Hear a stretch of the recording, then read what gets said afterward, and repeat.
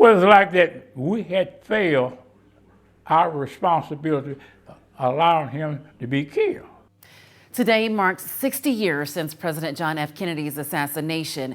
The memory hits one Huntsville man in a way unlike other people in our country because of the personal role he played after the brutal murder. 86-year-old Bobby Hayden pulls out every piece of paper in his stash to show me clippings that remind him of November 22nd, 1963. And I was laying in my bunk taking a nap when they woke me up and said, "Wake up and get your uniform.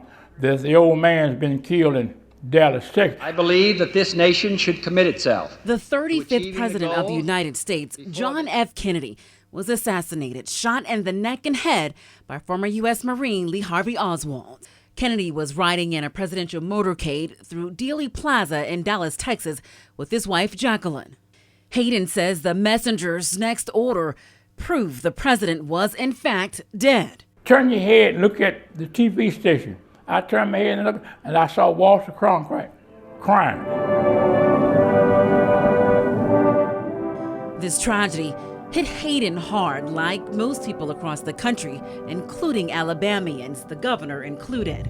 This has been truly an attack on the American system and on the American people, and it's truly a sad day, and we in Alabama are grieving about the loss of the President of the United States. It became a catalyst for Hayden, who was 26 at the time, to fulfill a duty afforded to few African Americans. This was a situation where we rehearsed at least once a week the death watch of Commander-in-Chief.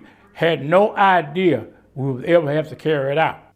Hayden, who you see here, was a Presidential Honor Guardsman who watched over Kennedy's body on November 23rd. In the East Room of the White House before the body was taken to the Capitol Rotunda. He says he remembers having feelings of guilt on that solemn day. Well, it's like that we had failed our responsibility allowing him to be killed. And feelings of immense pressure to represent all people of color well. And because I was black, they thought that we'd be making mistakes and errors. I had two jobs: to make sure I didn't make any mistake because they said we couldn't do it, and the main composure. Kennedy was just 46 years old when he was killed. We'll have more details at WadeTV.com about Mr. Hayden's memory serving President Kennedy during his time in the military.